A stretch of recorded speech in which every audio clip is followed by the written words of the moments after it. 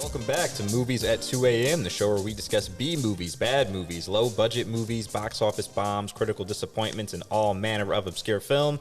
I'm your host, Bryce Huffman, and I'm joined today by my sister, Kristen. Hello. Most people know her as Krissy Carter. Because I'm a princess. I love it. Yes. And today, we've got a really, really good movie to discuss. The 1992 comedy Boomerang, which stars Eddie Murphy, Halle Berry, Robin Givens, and a whole bunch of other really talented black folks that we'll talk about a little bit later. But before we get into it, don't forget to like, share, and subscribe. And of course, if you haven't seen the movie Boomerang, spoiler warning. So, Kristen, you actually said right before we started recording, this is one of your favorite 90s movies. It is. What makes it one of your favorites? It's just so 90s, and actually, it's so gay. Like, not like overtly gay, but just like the music, and then like Strong J. She is just such a gay icon, and I'm here for it. Funny enough, when they cast Grace Jones to play that role, like they were like basically play yourself. Play a funnier version of yourself, and then she did, and she went with it. So, and we love it. Yeah, and it worked out for everyone in everyone's favor. So we normally do our synopsis battle, me and Irving, but obviously he's not here. Did you prepare a synopsis by any chance? I have so many notes, but no synopsis, but I can go off the dome. All right. Would you like me to go first? You to go give you time to first. prepare? Okay. So this is the IMDb synopsis, which it's kind of okay. A successful executive and womanizer finds his lifestyle choices have turned back on him when his new female boss turns out to be an even bigger deviant than he is. Boomerang. Okay. Which, it sums it up. Yeah. It doesn't really... This synopsis, though, completely leaves out the whole Halle Berry storyline. Because, like, this would make you think the whole movie's about Robin Givens. But. I mean, to be honest, the whole Halle Berry storyline is a little random for me. It's rushed. It's very rushed, and it's very like, oh, we're going to put this in the third part. Like... Yeah. I'm like, where did this relationship come from? That's true. But it's low-key, rewatching it, she was always low-key, like, thirsting for Marcus. Like, from her first scene with him. Like, she was checking him out. Yeah. Oh, yeah. So my synopsis is actually not all that much better now that I'm looking at it. But a womanizer who doesn't know the difference between being in love and being horny ends up getting played by a woman he had feelings for. Ooh. Then he meets a woman who is actually good for him, but instead of learning from his own ways, he ends up cheating on her and somehow managing to end up with her in the end. Oh yeah, and he has sex with Eartha Kitt. Boomerang. I love that. I love that. Yeah. I don't know if I can do better than that. Give it a go. Okay. A very maybe talented marketing executive who works in an office full of women where he easily would have been Me Too'd. You missed out. Full of black women. Oh, I'm sorry. Full of black women where he easily would have been Me Too'd because he is awful. Finds his match in Robin Givens, who gives him what he deserves and then ends up with a nice lady. Yeah. Boomerang. And he has sex with Eartha Kitt. Oh, that was a knock at the door. Oop. JG? We're going to wait for that to close. Okay, we're going to wait for that to That's close. what editing's for. Actually, you know what I was listening to in the car? Oh. So, yeah, that's Boomerang in a nutshell. This movie was directed by Reggie Hudlin, who I did not necessarily realize how extensive his directing credits were. I knew he directed the first House Party movie. Love that movie. I knew he directed The Ladies' Man. I did not know he directed The Great White Hype until I started looking this up. He also was way more famous for like TV directing. He directed episodes of TV shows including The Bernie Mac Show, Everybody Hates Chris, The Middle, Modern Family, and New Girl. Wow, I love New Girl, so... Yeah, like that's a pretty extensive... yeah, and wide variety of different things. I thought you were going to say like Martin. You were thinking all black shows because of how black this movie is? Again, yeah. I would have thought the same. So no hating there. Believe it or not, this movie was written by two white dudes. Barry Blaustein, perhaps the most Jewish name I've ever heard. Yeah. He's most known for writing on Saturday Night Live with Eddie Murphy, which is why he got brought in to do this. Okay. He did the screenplay for Coming to America, the Nutty Professor movies. He also, unfortunately, did Coming to America 2. Oop, not unfortunate. And if you've seen it, it is unfortunate. And his writing partner, David Sheffield, also wrote on Saturday Night Live with Eddie Murphy, Coming to America, and the Nutty Professor movies. They also wrote the second Police Academy movie, which is the only Police Academy movie I have seen, believe it or not. I've only seen the first one. You're probably better off than I was. Oop. What is with the Sade? It's not even shade. It's just...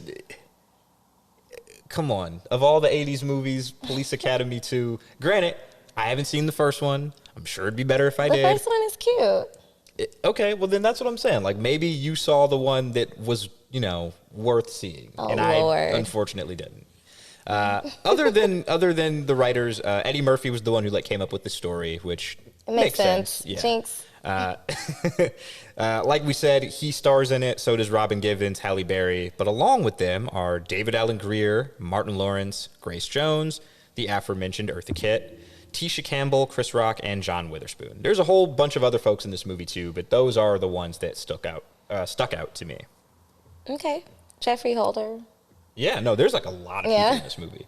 When I was watching it, I hadn't seen the movie in well over a decade until I sat down to watch it. Wow. I know, right? I feel like this is one of those movies I watch at least like once a year. Really? Yeah.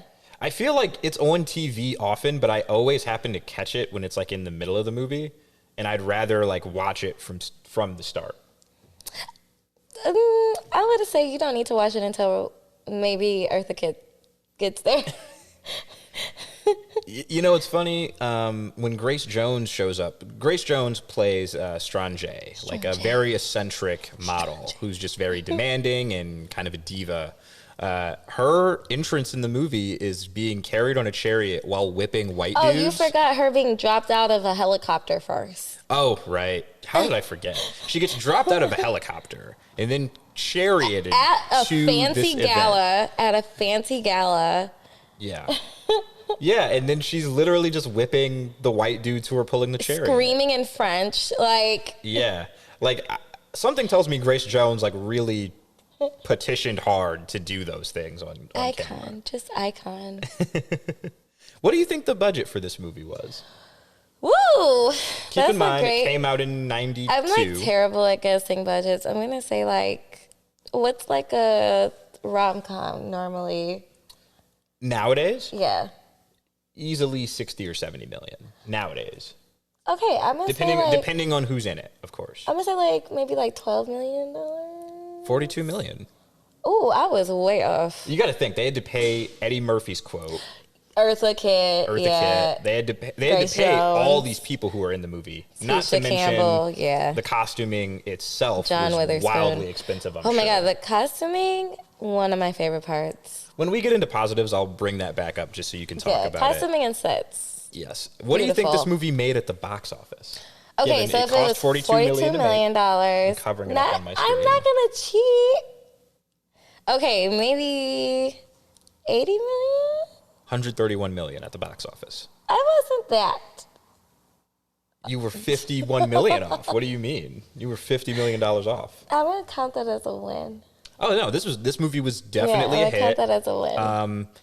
I will say, looking at the reviews now, with all this hindsight, it doesn't have a great Rotten Tomatoes score. It's got 48 on Rotten Tomatoes, 45 on Metacritic, and that sounds bad, but it really just means an average or mixed reviews. It's not. It is very misogynistic. Yeah, a lot of it does not age particularly well. A lot of the homophobia and stuff doesn't age well. Oof. But it's a movie in the early 90s that aged better than I thought it would in some of those regards, if that makes sense. Yeah. The characters who you're not supposed to necessarily like all the way, it comes across that you're not supposed to like them all the way. So Are you talking about Martin Lawrence?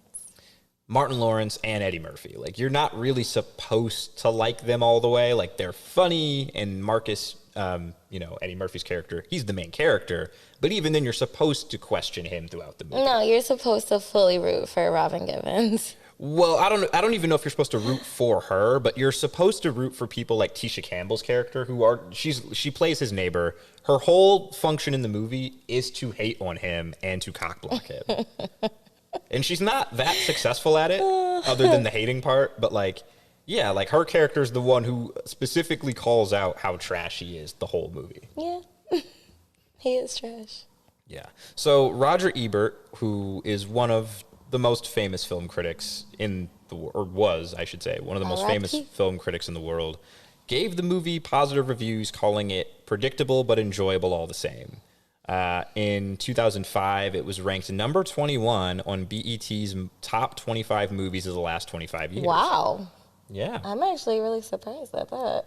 You know, I'm not that surprised that it was ranked of on the past 25 years? For BET, so this is 05, 25 years from then. So yeah, that makes sense. Like from 1990. Oh, okay, 05. Yeah, okay. from 1990 to 05. Or no, from 1980 to 05. So that's like before Tyler Perry, right? It was before he really hit his stride. Okay, I want to say there are so many Tyler Perry movies. I feel like they would be on that list. Because it's BET, or because you think they deserve to be on a top 25 No, because list? it's BET. Okay. Get that straight. I am not. Let me not say that. Yeah. So I wanted to read one more critical thing before we get into just what we loved about the movie. Get into it. Kristen Baldwin Bryce. from Entertainment Weekly. I thought he was calling me. No, Kristen Baldwin from Entertainment Weekly said, in retrospect, though it never received the critical appreciation it deserved and is often overlooked in discussions of the rom-com pantheon today, Boomerang still holds up 27 years later. So this was a review, obviously not from this year or anything like that. Mm-hmm. But I do think when I watched it, I was surprised at how much it did hold up in ways that I maybe didn't expect it to. I still fully enjoy this movie. Yeah, and I can't say like that 100%. Yeah, like I still fully enjoy this movie. It's not like I was like, oh, this is terrible. It's not the Johnson Family Vacation. Why do you always bring that movie? Because that movie is terrible. Look. Oh my God. We've been through this, audience. That movie is terrible. I'm sorry that your childhood and your childhood memories and nostalgia have been lying to you since 2004. But watch it again and you'll see exactly what I mean. That's so much. That literally doesn't make any movie sound better, though. But Bow Wow. Yeah, Bow Wow has been in bad movies. Get over it. Wow, Bryce. He has. Not the Bow Wow hate. It's not even Bow Wow. I like Bow Wow as an actor. He's just been in some bad movies is all. And that's okay. A lot of good actors have been in bad movies. Lord. Not that he's that good of an actor in that movie, but that's not on him. He was a kid. So positives. Bow Wow hate. Yeah, I love how black this movie is. Yeah. I put that too. Yeah, I love just how many people show up in this movie who are much more famous now than they maybe even were then. There's only a handful of people I think were more famous when the movie came out than they are now. Like Robin Givens?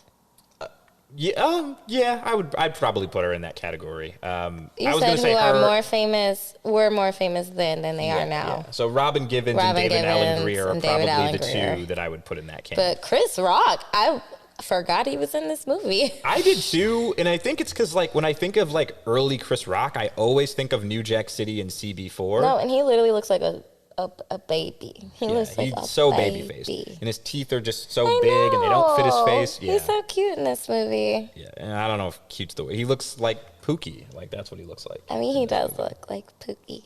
Yeah. But to piggyback off of what you said, I love how black it is, but especially like in the workplace, like you do not see that, like even today, a black workplace, and they're like executives and stuff, and like CEOs and bosses, and black women too. Like, yeah, black women were running shit in this movie. Like I am here for that.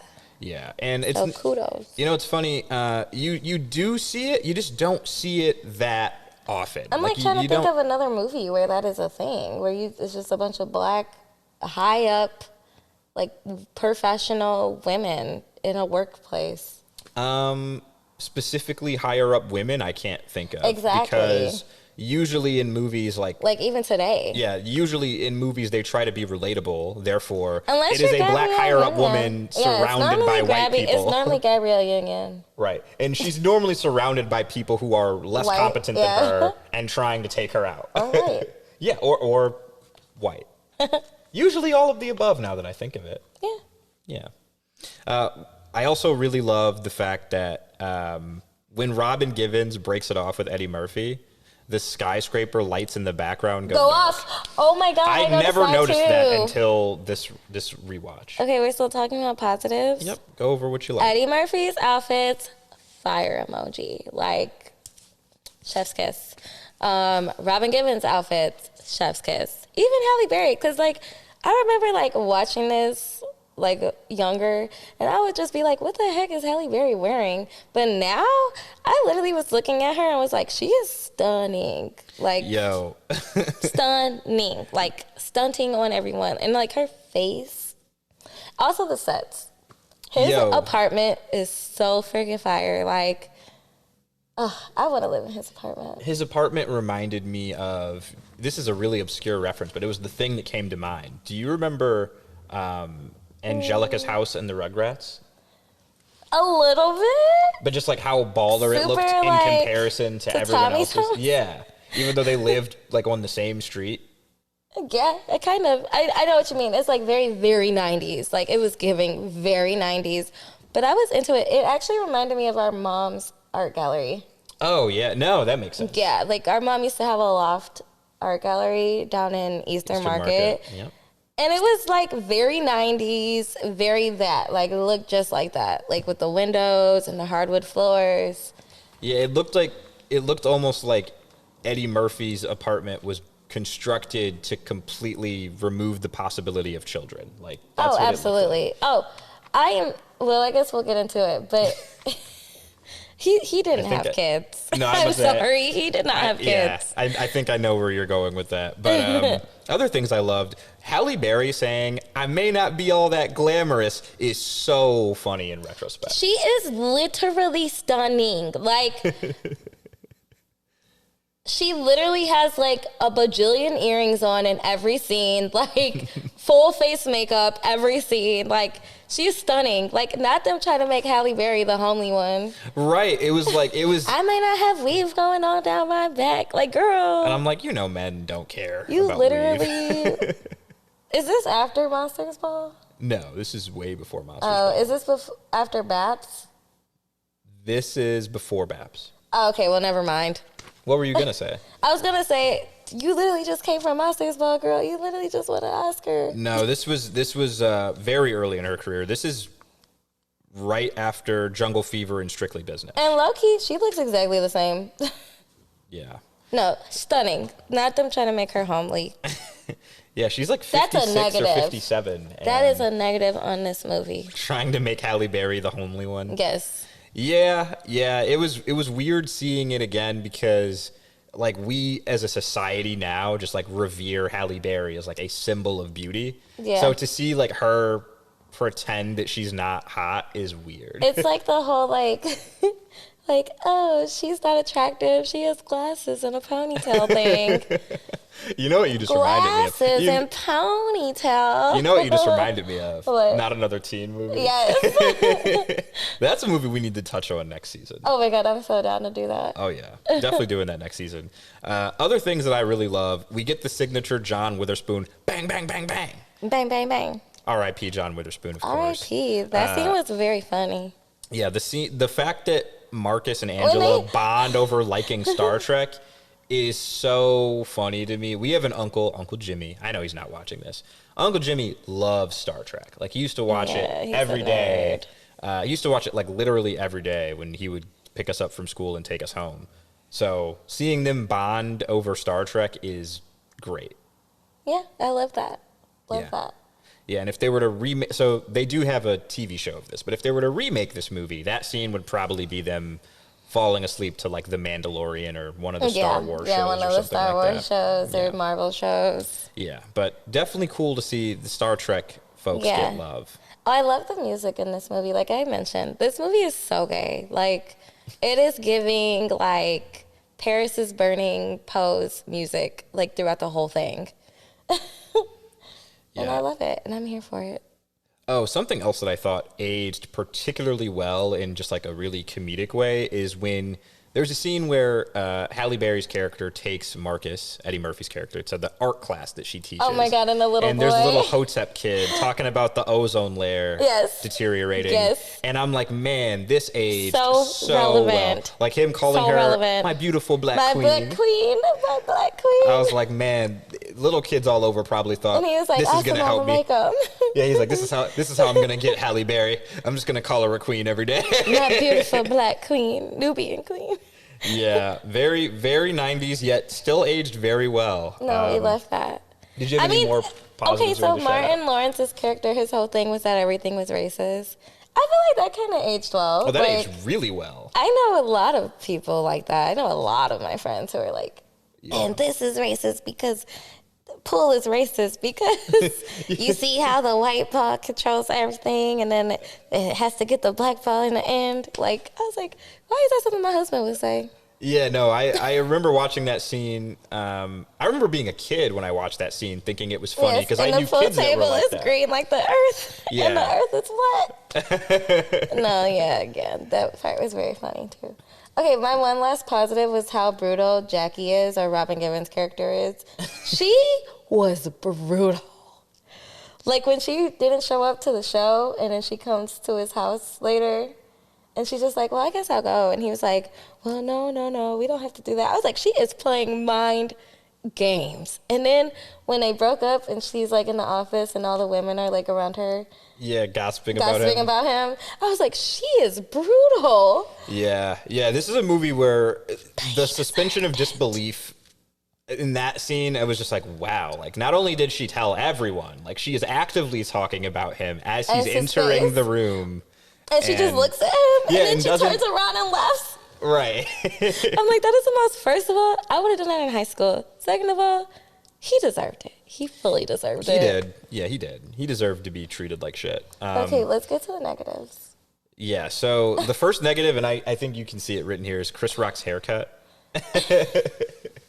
Like, I know it was 92. I know this. I know, retrospect, all of this stuff. I get it, hindsight, whatever. Whoever decided that was the haircut they were going to give this brother for the entirety of the movie, you did him dirty. Cute. I thought he was adorable. He looked like people listening and not watching, you're going to be thrown off by just my silence here for a second, but I'm going to silently glare at her until she realizes how weird that is. Oh my God, don't do that. Don't do that. For people listening and not watching, I just hit him in the face. It wasn't that hard. I don't know why you made that noise after. Other negatives, some of the gender dynamics and homophobic jokes are that's what hella I have outdated. too. Yeah, it's very homophobic. But you know what? It's crazy because this movie came out 31 years ago, and unfortunately, black people are kind of still caught on a lot of these dynamics. Like, she's not into you, she must be a lesbian. Like, right, like there's a lot of that still in the black community. So it's like, even though it's stuff that is outdated in some contexts, there are a lot of people who still think this way. I hate it. Yeah, it's like, when will we move past some of these things? Okay, one of my negatives was that I feel like every time the guys get together, it reminds me of like the scenes in Sex and the City where they like all get brunch together and they talk about like their sex lives. That's exactly what it is. I'm like, men don't do that. They do. They don't, I mean, nowadays. You go to the gym and go like, oh man, so did you hit it last night? It's not the way that it's portrayed in this movie, but they literally went to brunch.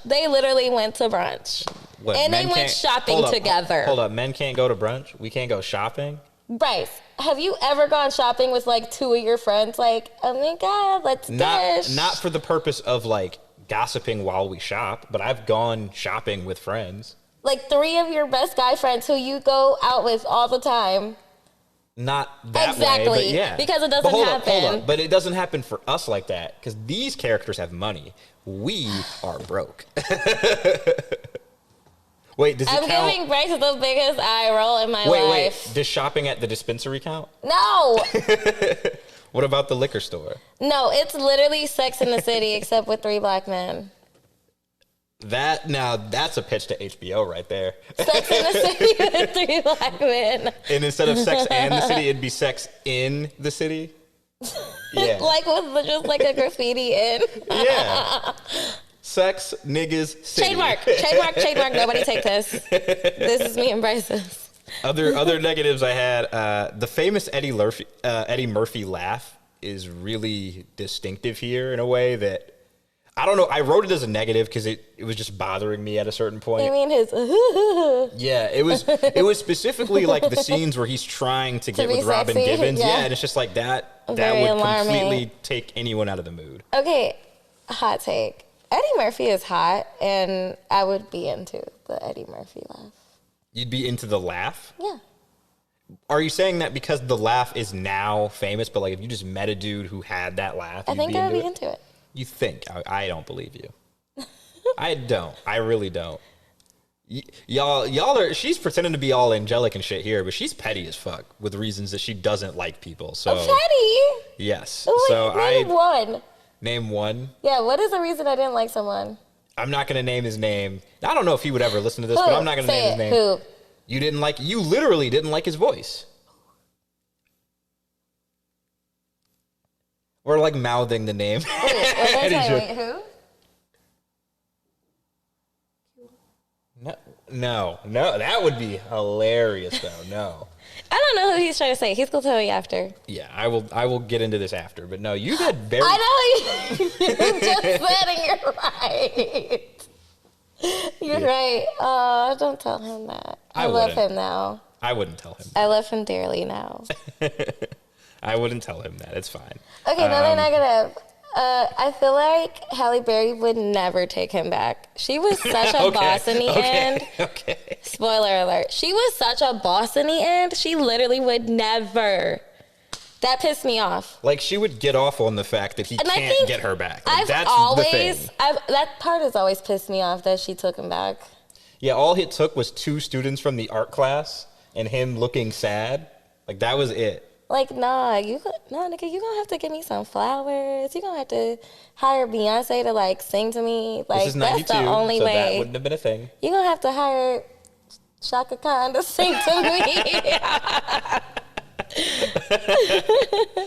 Yeah, I also wrote the movie. So the way the movie is structured, Angela and Angela and Marcus don't really interact that much. They until don't. like the Third part of the movie, like the third act. Like, yeah, and because the movie, it's not that long of a movie, but it feels like they don't really start their romance until midway towards the end of the second movie. act. Yeah, right. Like, it's like 2/3 of the movie in almost. Exactly, when they hook up. Right. And it just felt really rushed. It's a movie that, like, had they focused on their romance more, I feel like her taking him back in the end would make more sense. Like, there would just be more reason for her to take him back. Yeah, and do you know, like, what is the time frame of this movie? Like, is it a year? I think it's, like, supposed to be a few. The time jump at the end. It feels like a few weeks. It's supposed to be, like, a few months, I think.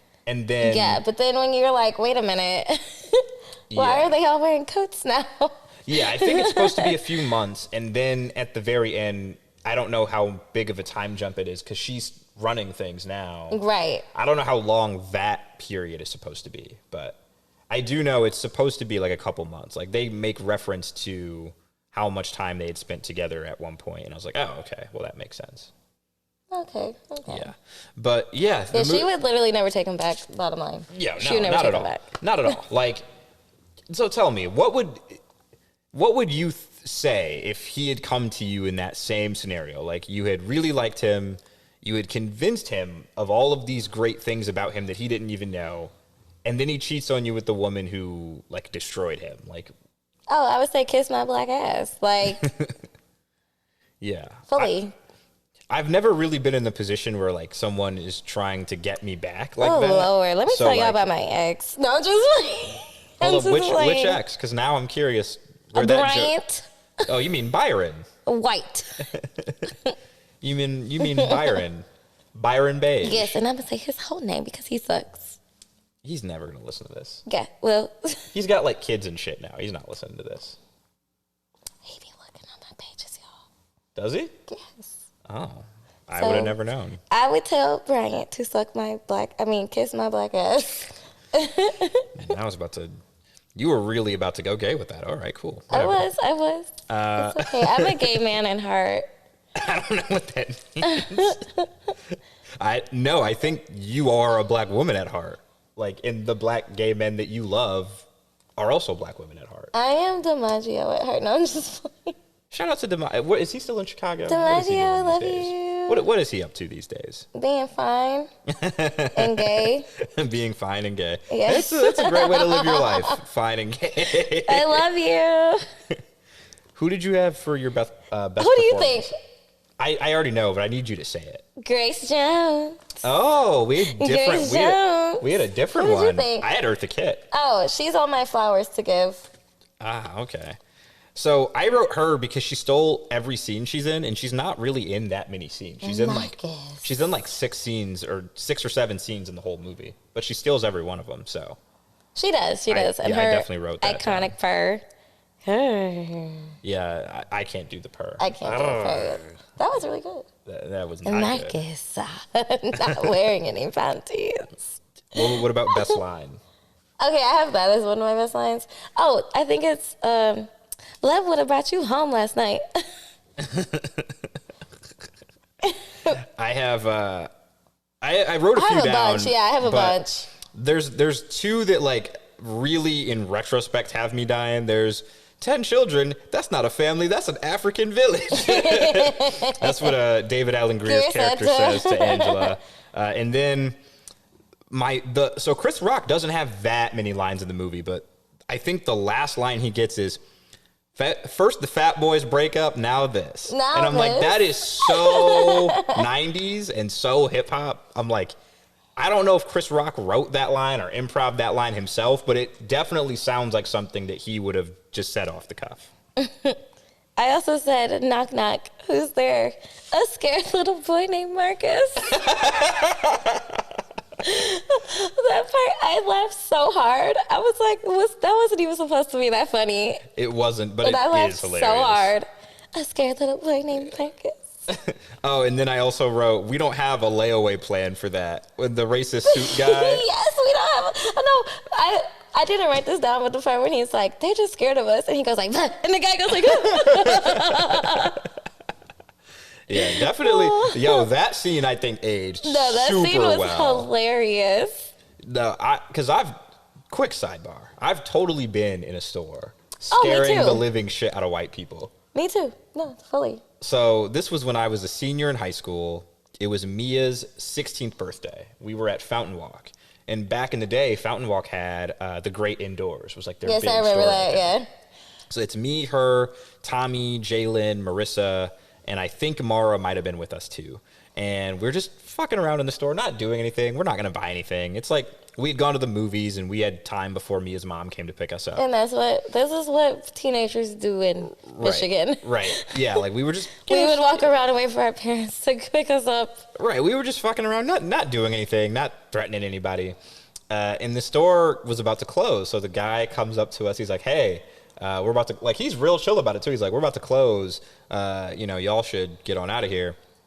Jalen stands up because we're fucking around on the beds. He stands up and he's like, is this because we're black? And the look on Jalen's face, I couldn't tell if he was being serious or not because I didn't know him well enough yet. That is so terrible. Yeah. And I was just cracking up the whole time. My brother does not know how to do a straight face. I really don't. Like if I was ever an extra in a movie, He would be laughing the one laughing. Like I could only be an extra in a movie if it's a scene where someone is getting cooked by someone else. Wait. So Bryce did a horror movie. Yes. And his character got killed. There's nowhere to hide. And while his character is getting killed, he's like smirking. Yo, it took us so many takes to do that. Oh my God. It took us so many takes. And you still ruined it. I did. I really did. He literally died and he's like, Well, no, when I was dead, I feel like I was fine. But it's the scene where the camera is closing up on me. Yes, you're like... Donald is the one holding the camera on a stick. And he's like just pushing it towards me. And I couldn't do that without laughing. You would be great on Jimmy Fallon. Jimmy Fallon used to break character every single SNL sketch. You'd be great on Jimmy Fallon. I don't know about that. I don't think I'd be great on camera, period. What? You're so Aside cute. from this. You're so cute.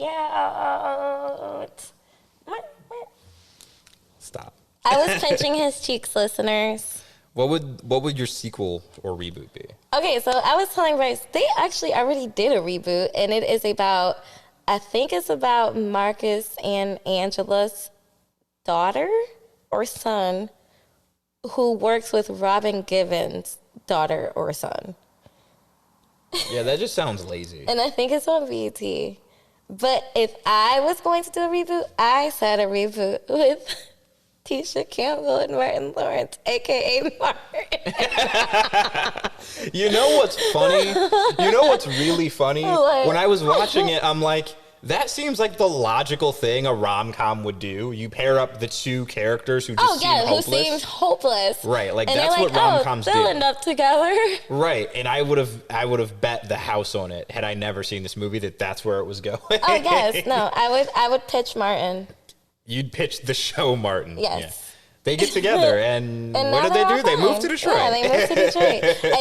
David Allen Grier's character is from Detroit, so maybe he's from Detroit. Maybe Martin's character is from Detroit. You know? I mean, David Allen Greer is from here. I didn't know that. Yeah, no, like John Witherspoon is also from here. I really didn't know that. Mm-hmm.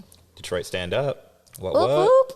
I didn't write one down because I was trying to think of what it would be, and then you guys told me that there is a reboot. So if I was going to do a Boomerang sequel, okay, sequel, it would be because of their inevitable differences. They're co-parenting, and Marcus is fallen smitten with the teacher at their kids' elementary or grade school, and Angela has fallen smitten with the school art teacher, who's a woman. Yes. No, that's a good twist. Yeah, because the sequel would probably have come out in the late 90s. They would have been all scandalous and shit. Yeah. Angela definitely has done stuff with women. What makes you say that? She just gives that vibe. You mean Halle Berry gives that vibe or the character? No, I'm talking about the vibe? character Angela.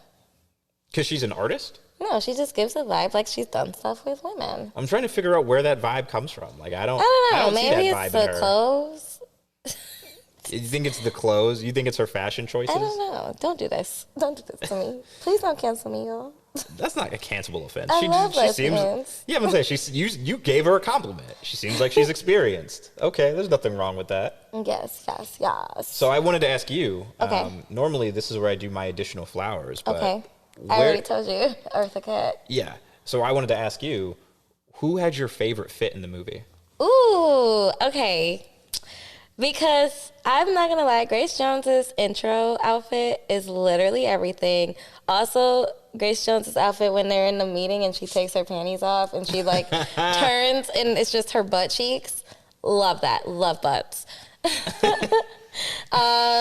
Marcus actually was dressed. Like, he was dressed. Like, he wears this one, like, silk shirt with, like, a button on the collar, and it is so fly. And also, his jackets are really fly. And then there's one girl who is unnamed who he sleeps with at the beginning of the movie who's walking her dog. She has the cutest little outfit on. It's like The a girl fur with the coat. feet? Yes, the girl with the feet. She has the fur coat, and that outfit is so fly. So, yeah, I mean, and Halle Berry's red dress from Thanksgiving is really cute.